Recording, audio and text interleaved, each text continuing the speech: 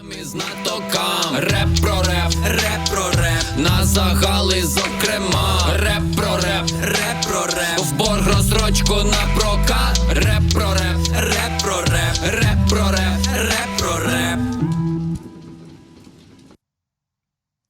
Ну та й кінчився реп про реп. Добрий вечір, швидкимко слухати Радіо 1. Мушу теж включити чоря, мушу теж маленько закосити по-думанську. Доброго вечора! З вами в ефірі Радіо 1 на годиннику 8:01. Щось там, низьке, понеділок, вечір. А значить, з вами зась шоу «Читаємо з Мігальом», де ми будемо говорити за усякі там книжечки. Ну, не за усякі там, в основному за книжечки, котрі любляться епін мені, бо іншак я би їх видав, не читав. Не, направду, кіть гадаєте си, ож вартує прочитати, да, що епноє, кіть хочете за то поговорити, да, як пак у ефірові, та слобідно пишіть мені, да, де в коментарях, це там на твіттерові, це на телеграмові, і будемо никати, читати, і може даже пак то коментувати у ефірах на епін 7 радіові, на Радіо 1. А низьки продовжуємо розниковувати ту книжечку, котрусь ми почали читати минулого ефіра. Ото книжка Вадима Яненка «Прикладна палеонтологія» видавництва Віхола. Книжечка, як казалося у спередущому ефірові, не є тільки за науку, є рефлексією тих усіх научних діятелів. Май конкретно, книжечка, направду, повна шилиякими мемами, книжечка легка, книжечка фіглярна, книжечка не пробує учити вас палеонтології, но при тому і не пробує учити вас жизни, кіть може так оповісти. Книжка розказує історії із тої однушньої кухні палеонтології. Книжечка розказує за то, як їмся жиє, які в них проблеми. І нараз видко по самій книжці ж має велика проблема палеонтології у тому, що їх путають із археологами. Ну, я би казав, що це не майчитава проблема, або кіть їх то сильно болить, та можемо вже наконець затямити. Ож палеонтологи та археологи то маленько не інно. Бо археологи викопують у то, що лишили люди, і їм дуже важний контекст того, що стало з тими об'єктами. А палеонтологи викопують других шилияких звірок, і їм, в принципі, єнно, у якому контексту тут і предмети були. Їм головне, аби тот скелет був бодай на половку цілим. Ну, та що? Та зачнемо, може, маленько май конкретно розниковувати, що у нас низько було запланованого. Низько хотів їм перечитати один, може, даже 2 розділи, то вже буду видіти по собі, ну, так ми ся види, тож скорше лише один, бо минулий раз тяжко ми ся дали онь 2, і розуміємо, ож не буду Волошин читати онь тико, онь так. Добре. Слідуючий розділ, котрий низько зачитаємо, називається «Війни за кістки» або «Кістяні війни». Як си гадаєте, що тут може бути? Не, палеонтологи не металися кістям, хоч до того могло дійти. Або як ви собі представляєте якогось такого стандартного науковця, палеонтолога, які в нього, ну, теоретично не бити конфлікти з колегами? Ну, подумайте. Можете мені навіть написати у чатові, да, які ваші догадки, які у вас є хоч є на 2, 3, 10, 15, кілько б у вас не було, дайте зася знати. Ну, та що? Та зачнемо читати, що у нас тут пише Вадим Яненко за «Кістяні війни». У всіх нас є друзі, з якими ми маємо спільні погляди, інтереси, професійні зацікавлення тощо. Водночас у нас є недруги, які нам просто не подобаються, чи навіть вороги. з якими ми колись розійшлися в певних поглядах, чимось образили одне одного і не мали сили духу попросити одне в одного пробачення. І відтоді зав'язалася ворожнеча, про причини якої вже ніхто і не згадає. Звісно, може, у вас немає ворогів і всі люди вам однаково симпатизують, але у наших головах живуть свої таргани чи навіть динозаври, хто ж зна. Така вже природа людини і нічого з цим не вдієш. Трапляється і так, що найкращі друзі можуть стати запеклими ворогами і перетворити життя не лише опонента, а й своє на справжнісіньке пекло. Ну, тут бомся хотів водонадіти на півсекунди і уповісти ож айно, сякое є, сякого повно. Плюс в коментарі, ко тепер рахує мене своїм грізним ворогом. Бо у мене таких доста. Ну, добре, то було не натільки серйозно, не натільки у мене і много ворогів. Лиш троє. Ну, добре, йдемо далі. А це все до того, що я хочу розповісти вам одну досить таки повчальну історію про двох колег, піонерів палеонтології, які проміняли свою дружбу та тісну співпрацю на запеклу ворожнечу і боротьбу за скам'янілі рештки динозаврів. Що ж з того вийшло? Спойлер, нічогісінько з того не вийшло хорошого. Геть нічогісінько. Ми з вами ще не раз згадуватимемо двох видатних палеонтологів Едварда Вільяма Коупа та Отніела Чарльза Марша. Тепер я вам розповім про них як про учасників першої, найзапеклішої і найжорстокішої війни за скам'янілості в історії палеонтології. Варто зауважити, що Коупа і Марша цікавили не просто скам'янілості, а рештки саме динозаврів. Два палеонтологи вперше зустрілися в 1864 року у Берліні. Дослідники кілька днів плідно співпрацювали і тісно спілкувалися. Пізніше вони навіть назвуть кілька викопних видів на честь один одного. Божечку, яке красне цімборство. Викопати динозавра, описати його і назвати його у честь свого цімбора. Це таке, бо я тепер, не знав, знайшов деякого нового птирозавра і назвав його Вася Шовак, це кей біда. Ну, добрі, перебачте, маленьком ся откавчав. А де то було? Ну, чудово ж почали. Продовжуйте співпрацювати в такому ж дусі. Але, на жаль. Чи то за знаком зодіаку вони не пасували один одному як співавтори, чи вплинув на них ретроградний Меркурій, чи то аж надто запальні характери та підозрілість обох не обіцяла їхнім майбутнім професійним відносинам нічого хорошого. Ніхто вже зараз точно не скаже. Навіть у той час між ними відчувалася ледь помітна поблажливість. Адже Коуп був родом із сім'ї багатих квакерів. Це така протестантська конфесія в християнстві. І відчував перевагу над дещо простакуватим Маршем, який усю юність жив у бідності, незважаючи на багатого дядька філантропа Джорджа Пібоді. Повернувшись з Європи до Америки, наші палеонтологи навіть розпочали спільні розкопки в Нью-Джерсі. Саме там колега Коупа і Марша, Вільям Паркер Фульк, знайшов повний скелет динозавра. Тому палеонтологи, їдучи на розкопки, чекали на велику кількість скам'янілостей. Друзяка Коуп зробив велику дурню. Познайомив свого напарника із власником земельної ділянки, яка була дуже багата на скам'янілості, поховані в товщі пухких глин та вапняків.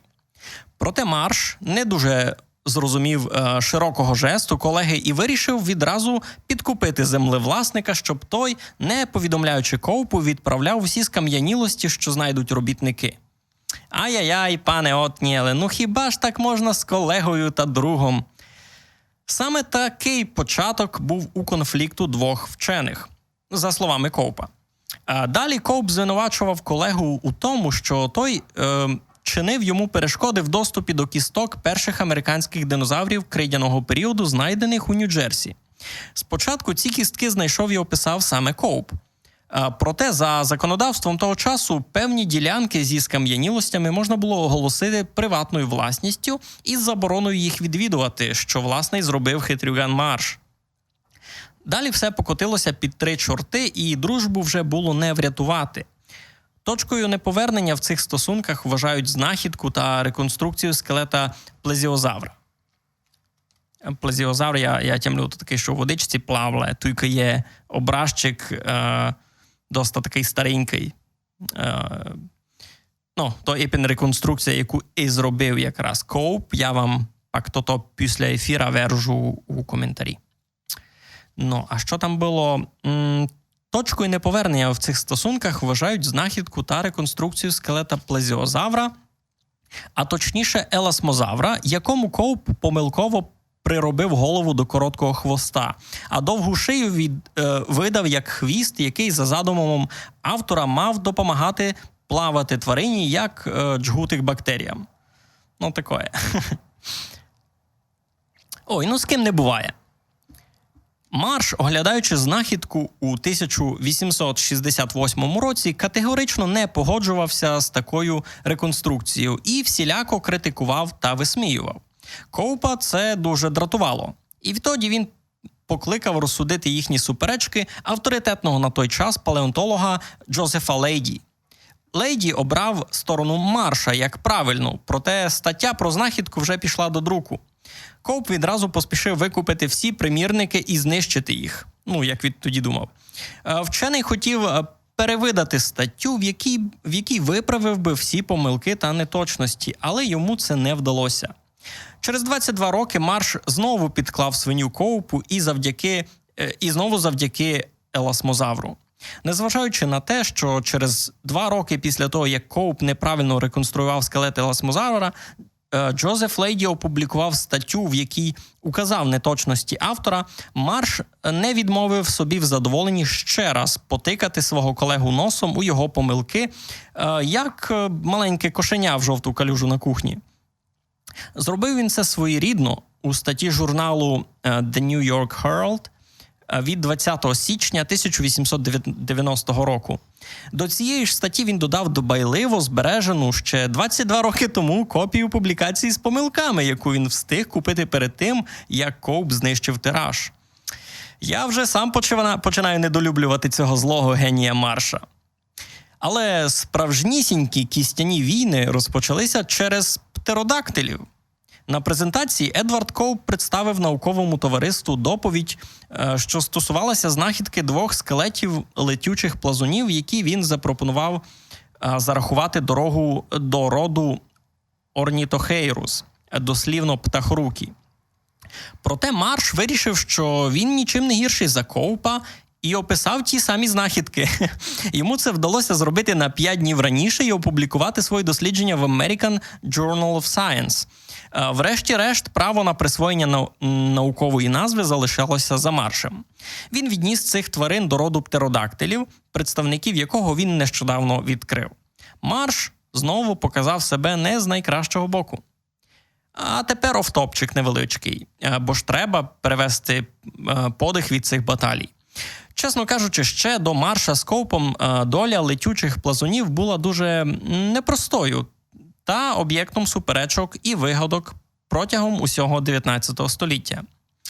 Наприклад, німецький палеонтолог Самуель Томас Земмерінг на початку 19 століття міняв місцями кістки цих бідних тварин у реконструкції скелета і вважав їх кажанами. І це ще не найгірший варіант реконструкції, бо інші вчені пішли далі, домальовуючи їм ласти і селячи на дно морське плавати серед риб. Але і це ще не найстрашніший варіант, бо один із зразків скелета представника цього роду, що був знайдений у далеких 1770-х роках, взагалі віднесли до ракоподібних. І це вже насправді деяка маленько непрофесіональний підход мені ся видить. Як мож ракоподібним назвати птерозавра? Зачнемо з того, що в нього є якийсь скелет. А у раків таких скелета не є, в них є лише екзоскелет. Добре, свистатися, це вже просто комедія. Ідемо далі.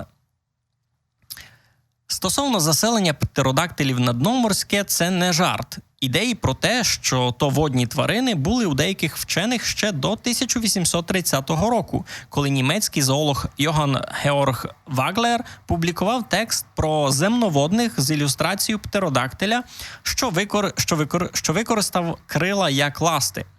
Ваглер вирішив повеселитися сповна і класифікував птеродактиля разом з іншими водними хребетними, а саме плезіозаврами та іхтіозаврами, як клас Грифі, щось проміжне між птахами і ссавцями. Ну що, перевели дух, продовжимо. Тепер же конфлікт став просто пекельним, як смак перцю чилі сорту каліфорнійський жнець. Кіт знаєте за перчик Кароліна Ріпер. Зброєю тут стали і кайла, і друкарські машинки.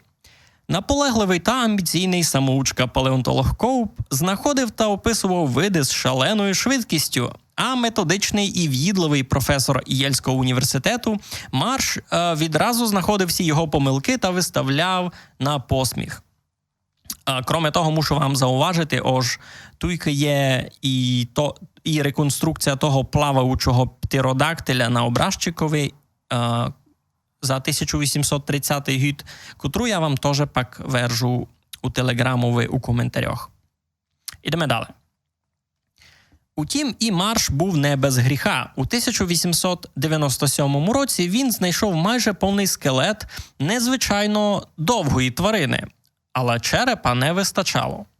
Марш вирішив, що це новий вид динозавра і назвав його бронтозавром, тобто громовим ящером. Проте в 1903 році палеонтолог Елмер Рікс визначив, що скелет належав апатозавру, якого описав той таки Марш у році 1877. Ще феєричніше було те, що Марш поспішав і змахлював. Він додав до скелета череп іншого ящера, який у нього вже був у колекції – брахіозавра. Так ця реконструкція і постояла близько 100 років, як і всі копії, що були зроблені на її основі. Тогочасні вчені здогадувалися, що щось не так, але не хотіли перечити авторитетові Марша. Це був поодинокий випадок, коли Коуп оскаржував погляд опонента, але його ніхто не захотів слухати. Помилку виправили лише в 1979 році. Мені здається, що ці два фанатики вже готові були радше закласти динаміт і підірвати багатонакістковий матеріал породу, ніж віддати її супернику. Хто ж тепер доведе, але війна була люта. До чого тільки не опускалися ці двоє. Під час експедиції Коупа територію в Вайомінгу Марш використовував свій вплив на місцеве керівництво, щоб максимально ускладнити супернику отримання складських приміщень та помічників у форті Бриджер. Як результат, Коуп спав на сіннику. Романтика, і зорі видно. Іншого разу Коуп перехопив потяг із кам'янілостями, які зібрав Марш, і вантаж не доїхав до Філадельфії. Ох, як же Марш лютував, тож вирішив зіграти ще брудніше. Він подумав, що найкраще – це затримати розкопки Коупа. А як це зробити найліпше? Правильно, підкинути до розкопу кістки з іншого місця знаходження та зовсім іншого історичного періоду. І поки лютий ворог чухатиме потилицю і думатиме, що це таке і звідки воно взялося, можна спокійненько описувати нові види динозаврів. Я б шматуйки накурто покладемо паузу, включимо собі якусь інну пісеньку, а після музики вернемося у ефір і будемо читати далі. Ви слухаєте радіо єден, то-то сесе, то-то сесе.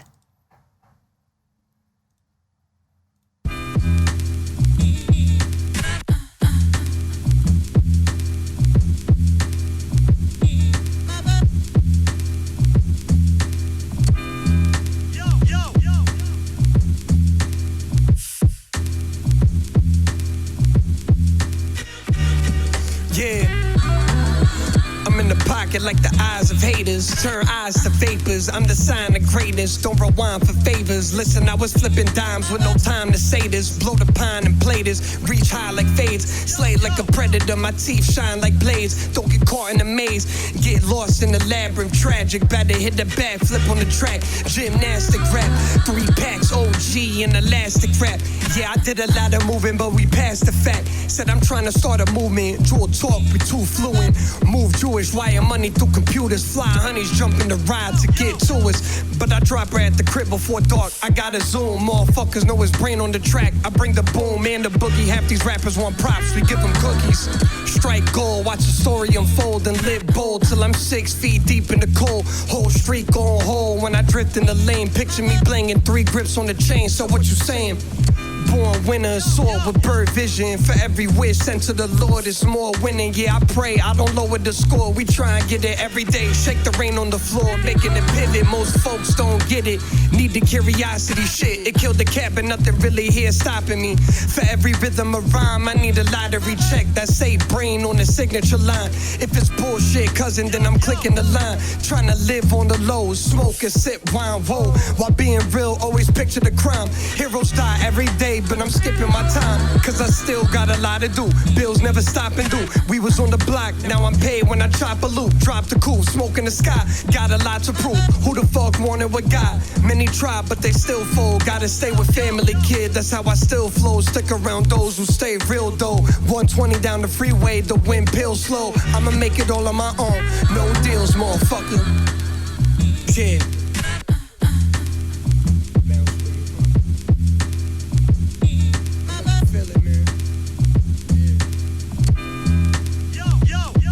You know what I mean? Like, but there's also righteousness. Like, I speak like a warrior, you know what I'm saying? Like, even this, like, my whole thing is like, I don't mind speaking on my losses, because my losses are what made me a fucking winner.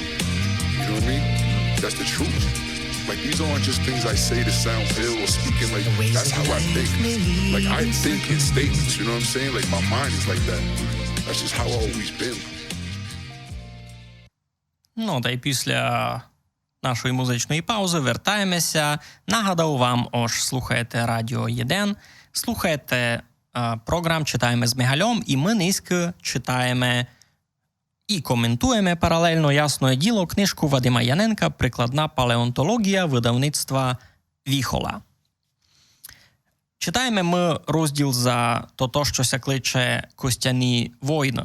Май конкретно за то, як учені кінця 19 сторіччя любили, перебачте за слово, срати єдно другому в душу, у руки і на лице. На кілько ото могли. Давайте маленько конкретизуємо і будемо далі читати з того міста, десь ми ся спели. Далі війни перейшли в площину газетних простирадл, де палеонтологи звинувачували один одного у плагіаті. У крадіжках скам'янілостей один в одного, в проникненні до приватних лабораторій і знищенні там скам'янілостей, ба навіть закидали один одному божевілля. Було зрозуміло, що вчені за роки зібрали чимало компромату одні на одних і мають у запасах ще багато чого цікавого. Більше того, увесь науковий світ був ошелешений цією війною, а коли оговтався, то поділився на 2 табори протистояння. Одні підтримували Марша, інші, відповідно, його опонента. Як же вплинула ця війна на 2 учених? Марш збанкрутував, витративши всі свої кошти на розкопки та суперечки. Змушений був закласти свій дім і просити у керівництва Єльського університету заробітну платню, про яку раніше навіть і не думав. Бо добре мати багатого дядечка, так? Окрім того, через постійні сварки та конфлікти він не встиг закінчити жодної зі своїх монографій, які планував видати за життя. Після його смерті у 1899 році іншим ученим довелося починати вивчення матеріалів, які зібрав Марш, з нуля. Коупу теж нема чим похвалитися. Він так само збанкрутував і змушений був продати частину своєї колекції і будинок. Жити він переїхав до свого приватного музею, де й провів свої останні дні на тапчані серед купки кісток. Похорон був не набагато пишнішим. Прийшли попрощатися з видатним палеонтологом аж 6 осіб з релігійної спільноти квакерів. Вони тихо сиділи біля домовини у музеї серед кісток, а по кімнаті безупинно повзала домашня черепаха. Так, тільки маленького покладу на паузу, бим просто міг з вами поділитися шоком в цій ситуації. Просто представте собі конець 19 сторіччя, 2 учених, а треба розуміти, що в той час бути ученим-челянником, то не так і тепер. Тепер много найвеликі шанси є у когось просто поступити так-де, да щось навчити і щось із того направду мати. 150 років назад, 170 років назад шанс стати вченим був лише у дуже малого числа людей, і ото вимагало много найвеликих фінансів. І ці люди натільки тим жили, натільки тим фанатіли, аж були готові буквально бити писк своїм опонентам. Хоч робили вони то не фізично, як ми видимо по сів статті, а робили то розумно і дуже паскудно, несовісно.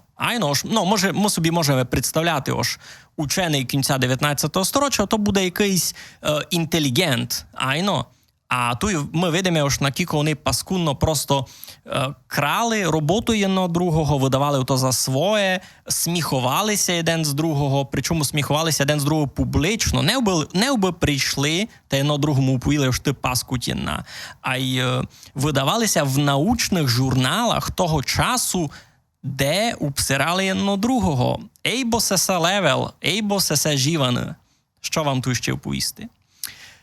І куди це привело у Бог? Вони скільтували ушиток свій статок, угробили, єно ж, може, не ганьбили їхся самі люди, а й бо видите сам, тот самий Коуп умер сам. Він умер сам.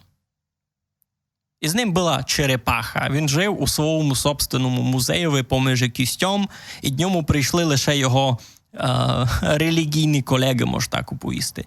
І це провал. Провал. Іншак не знав, як це оповісти. Та що, ідім читати маленько далі. Цікаво, що, незважаючи ні на що, наукова кар'єра суперників не особливо постраждала. Наукові назви динозаврів, які запропонував Марш, використовуються до сьогодні. Коуп був дуже плодовитим у плані наукових статей. За життя він видав близько 1400 наукових праць, які стосувалися не лише динозаврів, а й інших викопних тварин. Хто ж переміг у абсурдній та виснажливій війні? Звичайно, що музеї.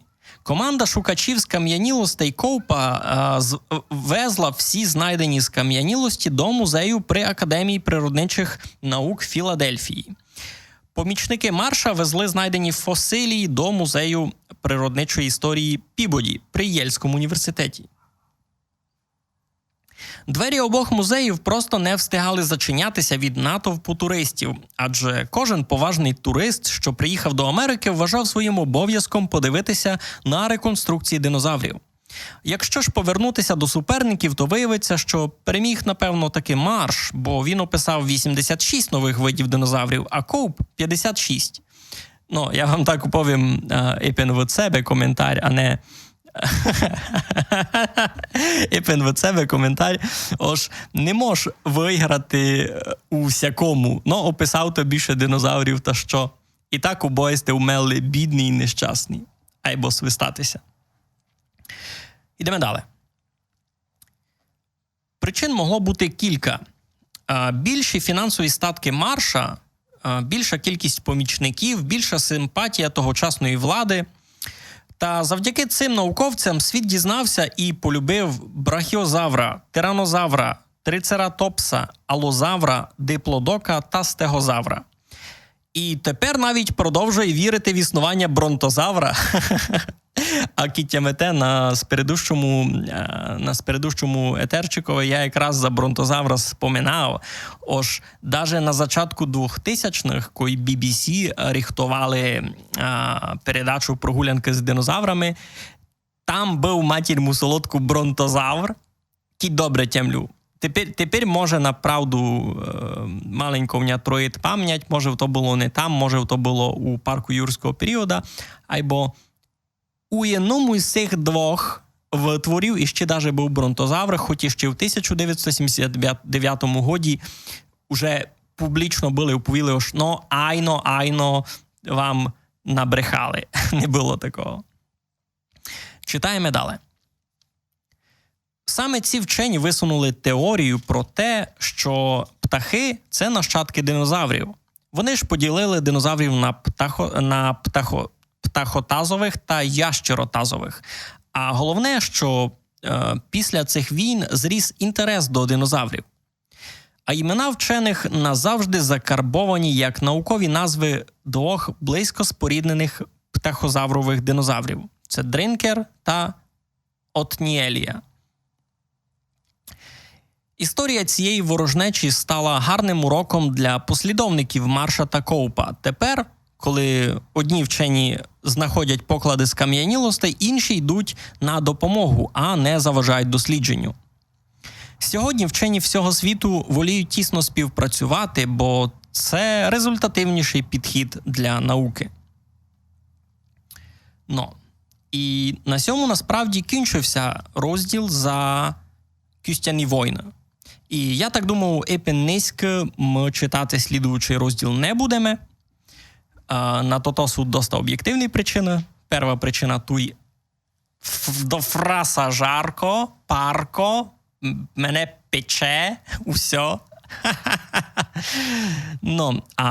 Кроме того, треба то і вам маленько давкувати, бо інак, як у вас буде стимул ту книжку купити, кіть я її у шитку вам прочитав. Буде маленько несправедливо і самому Вадимові, і до видавництвові Віхола теж. А сяк, кіть серйозно, та за 200 з копійками гривнів можете і ви собі купити книжечку, яку легко знайти на інтернетові, кіть загуглуєте «Прикладна палеонтологія» Вадим Яненко, а вать я вам просто лишу у коментарях відкликування. Гейтери будуть мені писати у коментарях, що никайте реклама, то се, та Мігаль лиш би то тручав людей кільтувати гроші. І я вам повім, айно, кільтуйте гроші, бо тепер то читаво поможе економіці нашої держави, а значить і армії нашої держави. Убисьмеся маленько хоч видонаділи від тої паскудоти, яка на нас лізе з виходу. Я так вижу, що мені ніко нігде у коментарі ніч не пише, значить, гонно бути ось мене нікої не слухати. Кіть мене нікої не слухати, то значить, ось мож паскудно лати у ефірові, не? А, ні, пару чоловік мене слухать, добре, тоді буду чесним. Айбо, посправді, на сьому потихеньку ми будемо наш ефір кінчати, бо самое основне, що я хотів, слухають мене, добре, дякую.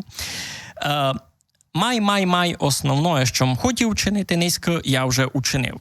Перше, ото зачитав і прорекламував саму книжечку, і друге, розказав вам історію за то, інтелігентні учені кінця 19 століття були руно такими егоїстичними, паскудними, черствосердечними людьми, любий із нас низько. Я насправді зчудований, що вони там навіть не пробували на другого убити, бо кіть руняти з тим, як ото фунгує низько, та у той час на палеонтології теоретично мож було многим май заробити гітепірки. Хоч історія вказує нам, що і ці два персонажі читавося скільтували і стратили ушиток свій статок, айбо не споза того ж на палеонтології не мож було заробити, а споза того ж вони ганялися єдно з другим. Їм не було важно, ко більше заробить, а батько буде май стабільний живіт по тому. Їм було важно доказати, що я той май фешак, мій цимбор. Уже не цимбор. То що? Зась включаємо чорія. На годиннику 20:34, 13 число 6-го місяця 2022 року. Ви слухаєте Радіо Єден. З вами був Мигаль Кушницький. Слухайте Радіо Єден, купуйте книжки. Я насправді серйозно так не говорю. І надіюся, що на слідуючий ефір мене сісі богари кусати не будуть, такі мене низько заставилися уповісти.